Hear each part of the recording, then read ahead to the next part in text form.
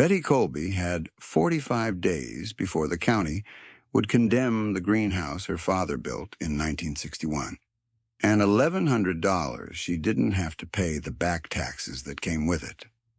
That same week, a black government sedan she didn't recognize idled twice at the end of her driveway, and a letter with the state seal sat unopened on her kitchen table for 3 days because she was afraid of what it might say. The light in Betty's kitchen at 6 in the morning had a particular color to it. A thin gray gold that came through the east window and landed on the same chipped enamel kettle she'd used for 30 years. She still woke at 5:45, an old habit from 31 years of teaching 7th grade science at Millbrook Hollow Consolidated School. And she still made 1 cup of coffee, black in the mug her students had given her the year she retired. The one that said "World's Okayest Scientist" in cracked yellow paint. She was 55 years old. Her husband Walter had been gone 4 years, taken by a heart that gave out in the middle of splitting firewood. And her daughter lived 2 states away with a life too full to visit more than twice a year. Retirement had handed Betty something she hadn't expected. An enormous, echoing quiet. She filled it with dirt. Behind the house stood the greenhouse her father had built with his own hands the year Betty was born, a long structure of wavy glass panes and iron ribs that had gone the color of an old penny, streaked orange with rust in 100 places. The town called it the Tinfoil Circus, a name that started as a joke at Pruitt's general store and had, over one long summer, hardened into something crueler. Betty didn't mind the name so much as the tone underneath it. The particular pity people reserve for a widow, they've decided, has run out of useful things to do with her life. On the windowsill above her sink sat a mason jar of tomato seeds, the glass gone slightly cloudy with age, a strip of yellowed masking tape across the lid that read, in her mother's careful cursive, "Nancy's Best, 1978. Betty could still remember, if she let herself, standing on a kitchen stool at 7 years old, watching her mother scrape seeds from the ripest tomato of the season onto a paper towel to dry, explaining in patient detail why you never saved seed from the second best fruit, only the first. Her mother had grown tomatoes that people drove 40 miles to buy, back when Millbrook Hollow still had 3 working farms instead of none. Betty had never once planted them. She kept meaning to. Somehow the greenhouse had sat half empty for 4 years, its beds gone to weeds ever since Walter died, and the strength to do anything with it had gone out of her along with him. There was a second habit tied up in that same kitchen, one Betty rarely admitted to herself.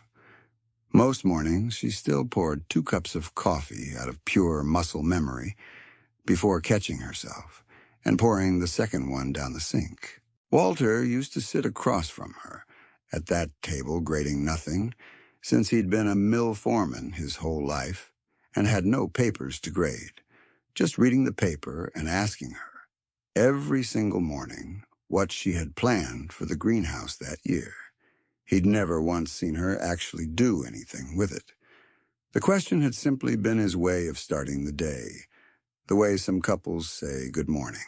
4 years after his funeral, Betty still heard the question in his voice sometimes, in the particular quiet right after the coffee finished dripping, and some mornings answering it, even just to herself, was the only reason she got up at all. This morning, though, she carried the jar out to the greenhouse with her, set it on the potting bench, and did not carry it back inside. Something in her had decided, without exactly asking permission, that this was the year. She had no way of knowing yet that 6 weeks later, this same jar would sit on a folding table in the middle of the county fairgrounds while 300 people lined up in the cold to shake her hand. Betty's plan, such as it was, involved patching the old glass, running a length of hose from the well, and putting her mother's tomatoes into the ground alongside beans, squash, and whatever cold, hardy greens she could find seed for on short notice. She had $6,000 of retirement savings, set aside for what she told herself was the greenhouse fund, and what her late husband would have called, with fond exasperation, Betty's next thing. She was not naive. She knew a woman her age starting a market garden from a wreck of a greenhouse was not a business plan any bank would look at twice. She told herself she wasn't doing it for a bank. She was doing it because the silence in the house had gotten to be too much, and dirt under her fingernails was the first thing in 4 years that had made her feel like her hands still knew how to be useful. The town noticed within the first week. Dwayne Pruitt, who ran the general store and had opinions about everything within a 5-mile radius, told anyone who'd listen that Maggie Colby's out there playing farmer, and that the whole operation would fold by August. He wasn't cruel exactly, just certain, in the way small-town men of a certain age are certain about things they've never tried themselves. Betty heard about the comment from 3 different neighbors within 2 days, each one delivering it with a little apologetic wince, as if they were doing her a favor by making sure she knew. She kept working. She patched 41 broken panes with clear packing tape, and where that failed, sheets of greenhouse plastic stapled over the gaps. She dug 200 feet of raised beds by hand because she couldn't yet justify renting a tiller.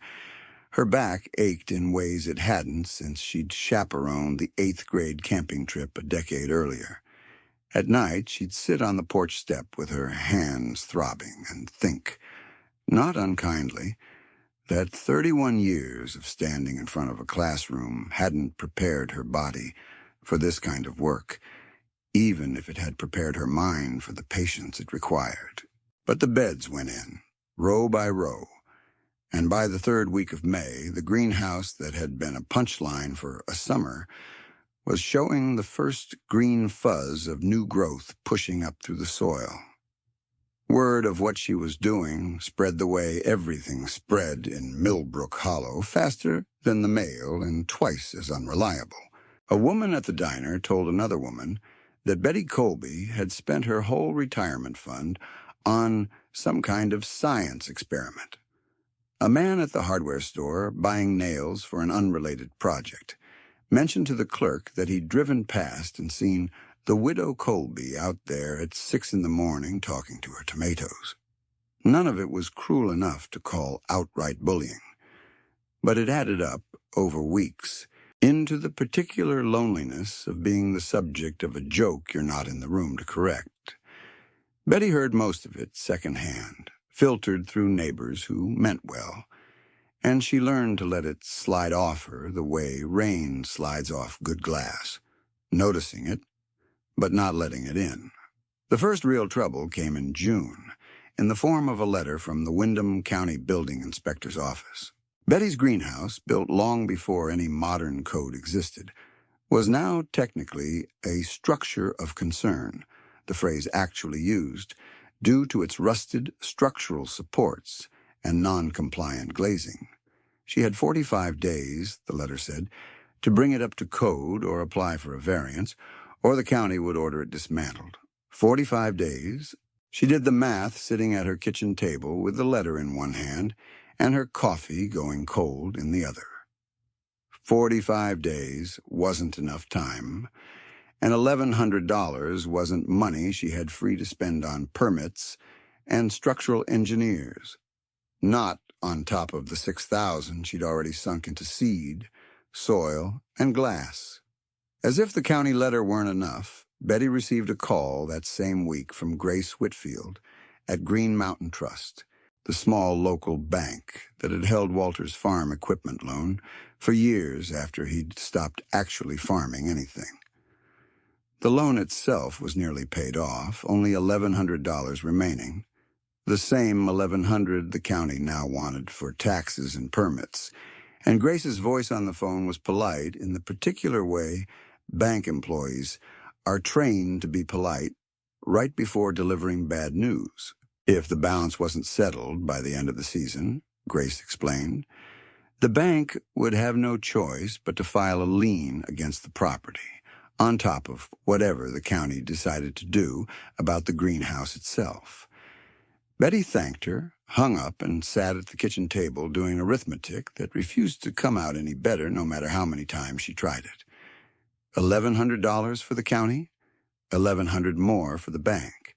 $2,200 she did not have, on top of $6,000 already spent turning a rusted wreck into something that might, if she was lucky and the weather cooperated, produce a single season's worth of vegetables.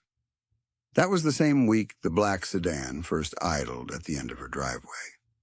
It sat there for almost a full minute, long enough that Betty walked to the window to look, and then pulled away before she could make out the driver.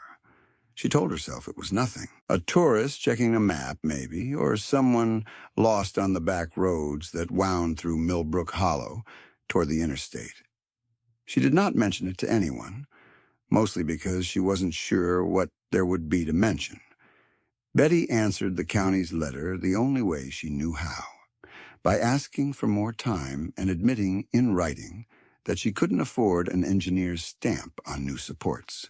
The response came back within a week, colder than she'd hoped, granting her a partial extension, but warning that the structure would need visible improvement by autumn, or the condemnation would proceed regardless. She read that letter twice, then folded it into the same drawer where she kept Walter's old file of farm receipts, as if the physical distance might make the deadline further away, too. She decided, in the stubborn way that had made her a good teacher and an occasionally difficult wife, that if the county wanted to see improvement, she would give them improvement, not the version that cost money she didn't have, but the version she could build herself. She'd taught earth science for 3 decades. She knew in theory how thermal mass worked, how a greenhouse could hold heat if you gave it something dense enough to store it in. She just hadn't had a reason to put the theory into practice until a county letter and a Vermont winter gave her one. The second obstacle arrived in the shape of Jason Bellamy, a name most of Millbrook Hollow knew because his family's company, Vermont Fresh Farms, ran 3 enormous propane-heated commercial greenhouses 40 minutes south and supplied most of the produce sold in 3 counties. Jason showed up at Betty's gate on a Tuesday afternoon in a truck with the company logo on the door, offering, with the particular smoothness of a man used to getting what he wanted, to buy her land outright for $18,000. More than fair, he said. For a rust bucket and a couple of acres nobody else wants. He walked the property line while he talked, gesturing at the greenhouse the way a man might gesture at a car he was appraising for scrap, and told Betty, not unkindly but not gently either, that he respected what she was trying to do. He really did, but that farming had changed, that it was a business of scale now. Climate control and supply contracts and things a person couldn't manage from a kitchen table. He said he'd known Walter a little, back when Walter still worked the mill, and that he figured Walter would have wanted her taken care of rather than out here alone in the cold come January. Betty said no. She said it quietly, without raising her voice, the same tone she used to use on a student who decided he already knew everything a subject had to teach him. Jason smiled the smile of a man who assumed she'd change her mind by fall, and told her, almost as an afterthought on his way back to the truck, that a woman alone couldn't keep a place like this running through a Vermont winter, that he'd leave the offer open in case she came to her senses. She watched his taillights disappear down the road and felt something in her chest go hard and quiet. The particular calm that comes right before a person decides she will prove someone wrong. It was around this same time that Sam Ostrander started showing up. Sam had been the school's maintenance man for 22 years, retired now, a widower himself, with a garage full of salvaged machine parts he never threw away because you never know. He'd heard about the county letter from his sister, who heard it from Dwayne Pruitt, who heard it from the building inspector's assistant, because that was how information traveled in Millbrook Hollow. Sam drove over one Saturday morning unannounced, looked at Betty's rusted iron frame for a long time without saying anything, and then said, "I've got 55-gallon drums in my barn doing nothing. You want to talk thermal mass, or you want to keep pretending duct tape's a heating system?" That conversation was the quiet turning point of the summer, though neither of them called it that. Betty and Sam spent 3 weekends hauling black-painted water barrels into the greenhouse, positioning them along the north wall where they'd soak up sun through the day and radiate it back out overnight.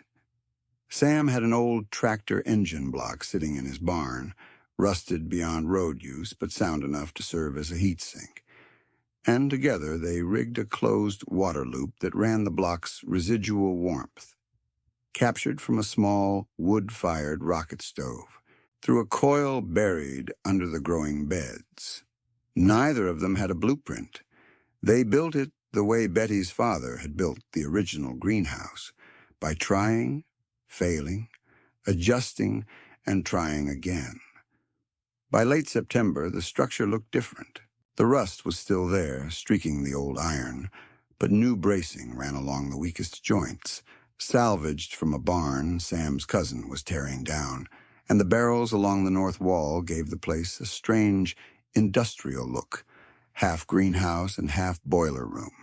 The county inspector, who came to check on Betty's progress, walked the length of it twice, tapped a few joints, and signed off on a full variance without charging her a dime for the second visit. Impressed, he admitted, that she'd solved half her structural problem by simply weighting the frame with mass instead of paying to replace it.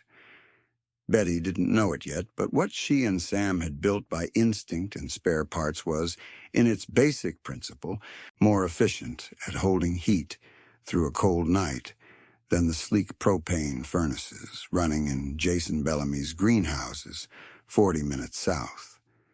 She wouldn't find that out the easy way. She'd find it out in February, in the middle of the coldest week Vermont had seen in 11 years. But she wasn't there yet. All she knew in September, watching steam rise faintly off the water barrels on the first frosty morning of the season, was that for the first time since Walter died, the greenhouse held warmth on its own, all through the night, without her having to do anything more than watch it work.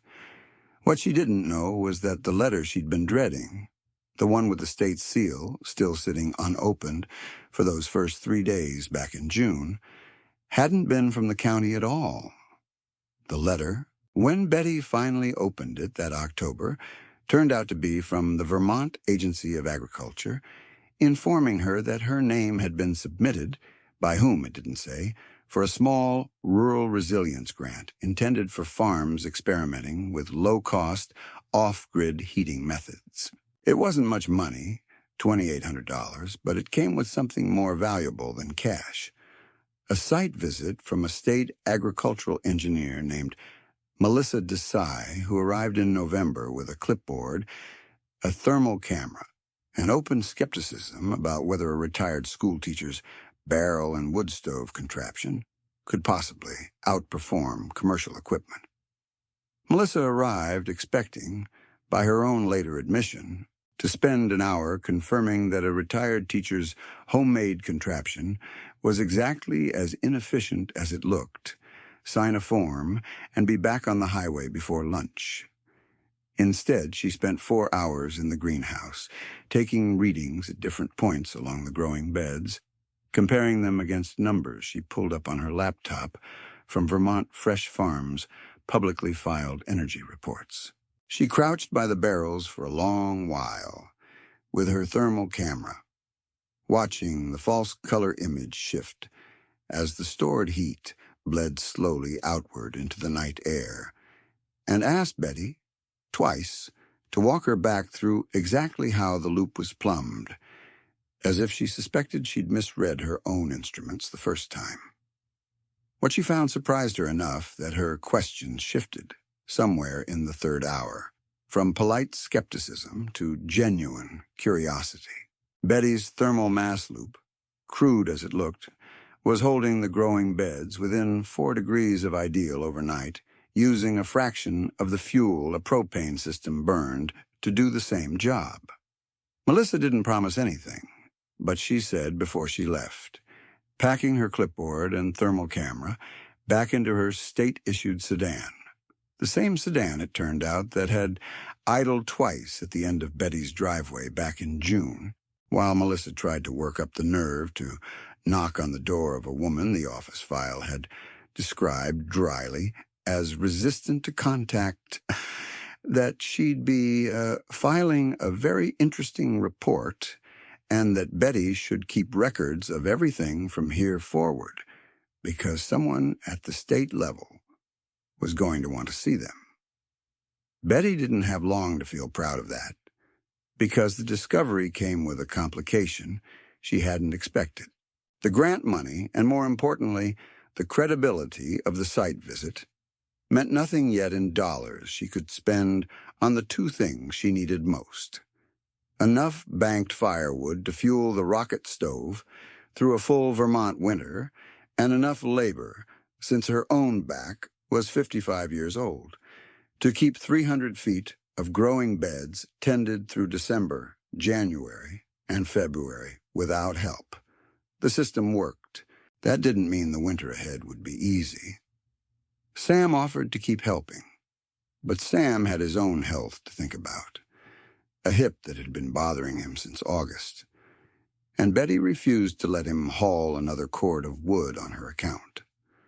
She was learning, slowly and without much grace, the difference between the strength it takes to start a hard thing and the strength it takes to keep doing it, day after day, when no one's watching and the temperature outside is 9 degrees and dropping.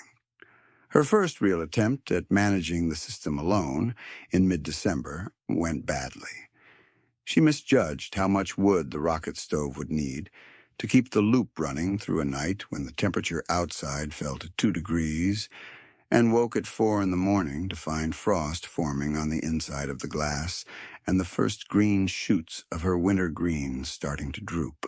She pulled her coat on over her nightgown and went out into the dark in her boots, unlaced, and spent the next 3 hours feeding the stove by hand, one split log at a time, watching the thermometer with the same fixed attention she used to watch a struggling student work through a test, willing the number to climb back up by sheer force of wanting it.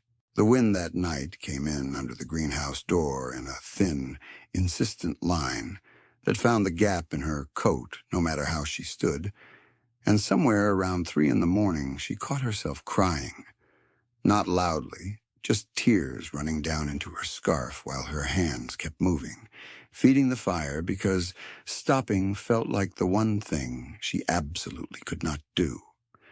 By morning, the beds had recovered, barely, but Betty sat on an overturned bucket in the gray dawn light, exhausted in a way that went past her muscles and into something closer to doubt.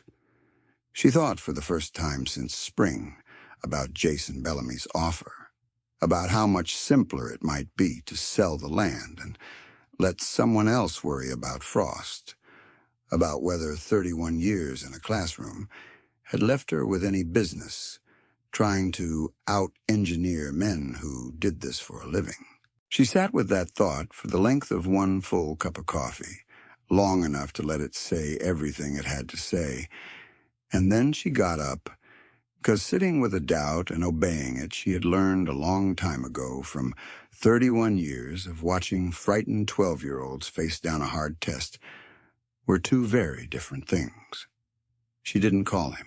Instead, she called Melissa Desai, and together over the phone they worked out a second version of the system, a simple insulated wood storage bay attached to the greenhouse itself, so dry fuel would always be within arm's reach, and a basic timer switch cobbled together from a hardware store kit that let the stove's air intake regulate itself instead of needing Betty awake to feed it by hand every few hours. It took 2 more weeks of adjustment, 2 more nights of anxious 4 a.m. checks before the system ran steady enough that Betty could sleep a full night through and wake to find the beds exactly as warm as she'd left them. Even once the automatic intake was working, Betty discovered a second problem she hadn't anticipated. The barrels along the north wall, so effective at holding heat overnight, were slow to recharge on the short, gray days of true midwinter, when the sun barely cleared the tree line before sinking again. 3 cloudy days in a row in early January left the barrels running cooler than she liked, and she watched the thermometer Melissa had left behind drop half a degree at a time with a kind of helpless dread. She spent a week experimenting before she landed on a fix, one she was almost embarrassed by for how simple it turned out to be. She painted a length of scrap tin roofing flat black and angled it along the inside of the south-facing glass, a crude reflector that funneled what little winter sun there was directly onto the barrels, instead of letting half of it scatter uselessly across the floor. It wasn't elegant. It worked. She wrote the whole failed week down in the notebook Melissa had asked her to keep, under a heading she titled, "Only Half Joking, Things That Didn't Work Until They Did." By January, word had started to travel a different direction than it had in June. Dwayne Pruitt, who'd been the loudest voice calling it the tinfoil circus, came by one afternoon under the excuse of dropping off mail that had been misdelivered to his store, and stood in the greenhouse doorway a long while, looking at the rows of dark green kale and the last of the season's tomatoes ripening red against the glass in the middle of a Vermont winter. He didn't apologize exactly. That wasn't Dwayne's way. But he bought 4 pounds of greens on his way out and told 2 customers about it before the day was over. Betty let herself feel, for the first time in months, something like hope. It didn't last long, because the 3rd week of February brought the storm the National Weather Service was already calling before it even arrived, the worst cold event the region had seen in over a decade. 3 days of temperatures plunging to 32 below zero, whiteout winds, and roads closed across the entire county. Propane trucks couldn't get through to resupply the tanks at Vermont Fresh Farms' 3 commercial greenhouses, and by the 2nd day of the storm, all 3 of Jason Bellamy's operations had gone dark, their beds frozen solid, their entire winter crop lost in under 48 hours. Sam Ostrander showed up on the first morning of the storm anyway, hip or no hip, driving his truck through drifts that should have stopped him, because he said afterward he couldn't stand the thought of Betty out there alone with a wind chill pushing toward 50 below. The 2 of them took turns through those 3 days, 4 hours on and 4 hours off, feeding the stove, checking the barrel temperatures, brushing snow off the north-facing pane so what little daylight there was could still reach the black-painted tin reflector Betty had rigged in January. The wind on the 2nd night was loud enough that they gave up trying to talk over it and worked mostly in silence, passing tools back and forth by lantern light, 2 people in their 50s and 60s who had both buried a spouse doing the kind of physical, useful work that leaves no room in the mind for grief, which may have been exactly why they kept coming back to it. Betty's greenhouse, running on barrels of stored heat and a woodpile stacked deep enough to last a month, never dropped below 51 degrees the whole 3 days. The $1,100 owed to the county and the $1,100 owed to Grace Whitfield's bank stopped feeling like a mountain the very week the storm broke. Betty paid off the greenhouse loan in full from a single week of sales, in cash, at a folding table set up in her own driveway, and drove the receipt over to Green Mountain Trust herself instead of mailing it, mostly so she could see Grace Whitfield's face when she did. When the roads finally cleared, Millbrook Hollow found itself in the strange position of having exactly one working source of fresh greens for nearly 60 miles in any direction. The grocery trucks that usually restocked the IGA hadn't come through either, delayed by the same closed roads, and for the better part of a week, the only lettuce, kale, and winter tomatoes anyone in 3 towns could buy came from the greenhouse the whole county had spent a summer laughing at. Betty didn't advertise. She didn't need to. Word moved the old way, neighbor to neighbor, until her driveway had a line of cars in it every morning by 7. People standing in the cold in their coats waiting for a basket of greens they'd have paid double for and gladly did. She sold everything she had within 4 days and still had people knocking on her door, asking to be put on a list for whenever the next batch came ready. It was Melissa Desai's report, filed with the state that same week, that turned Betty's greenhouse from a local curiosity into something closer to a case study. A plain, thoroughly documented account of how a retired teacher's improvised heating system had outperformed a commercial operation 10 times its size during the worst cold event in a decade. The County Agricultural Extension Office asked Betty to speak at a small gathering that spring. Nothing fancy, just folding chairs in the community hall, but the room filled past capacity, with farmers from 3 counties who wanted to know exactly how a woman with no engineering background and a rusted-out greenhouse had solved a problem their expensive equipment couldn't. Betty stood at the front of that room in April, her hands still rough from a winter of hauling wood, and felt, for a moment before she started talking, the same particular nervousness she used to feel on the first day of school every September, a room full of faces waiting to decide whether she was worth listening to. She told them the truth, that she hadn't set out to prove anything to anyone, that she'd built the whole system out of stubbornness and her father's old iron frame and a neighbor's spare barrels, one failed night at a time. She told them about the letter that gave her 45 days, about the man who offered to buy her out from under her about the 4 a.m. Mornings feeding a wood stove by hand because she was too scared to fail. Someone in the 3rd row, a young man who'd introduced himself before the meeting as running his family's dairy farm since his father's stroke, asked her flatly how she'd known the system would work before she'd spent the money to build it. Betty told him she hadn't known.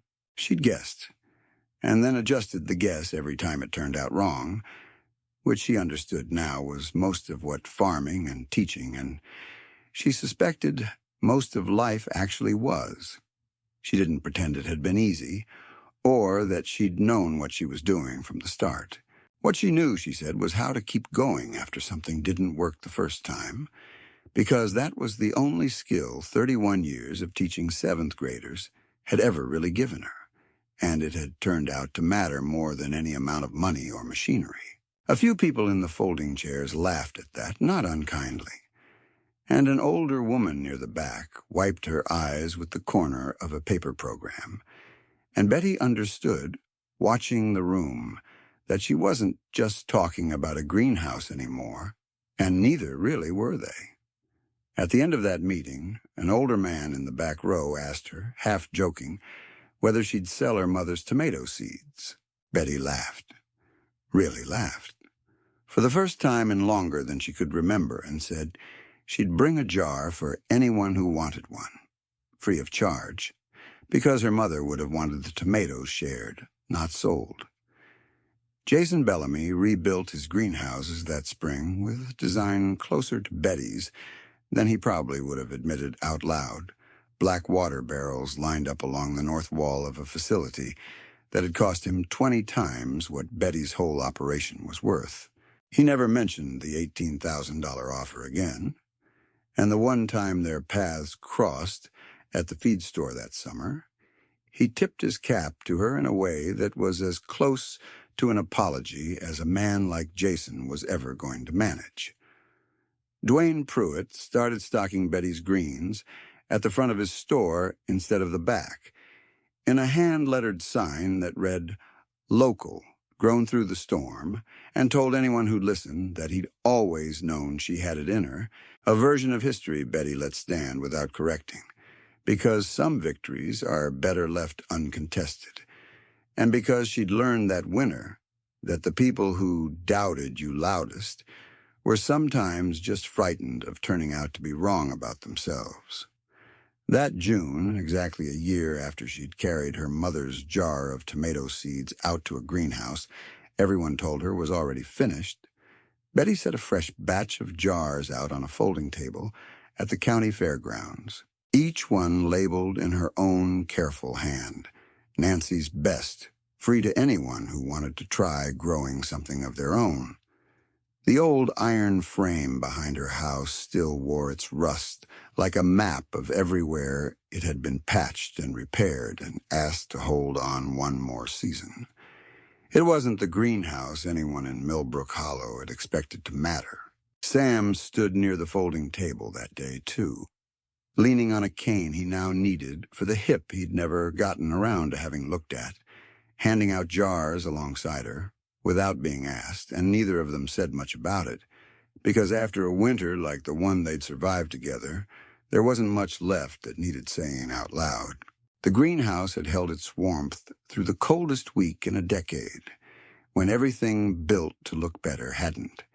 And Betty had learned, finally, at 55, standing in the June sun, with dirt still under her fingernails and her mother's seeds in her hands, that the thing people call a person's last useful years can turn out to be the years that matter most.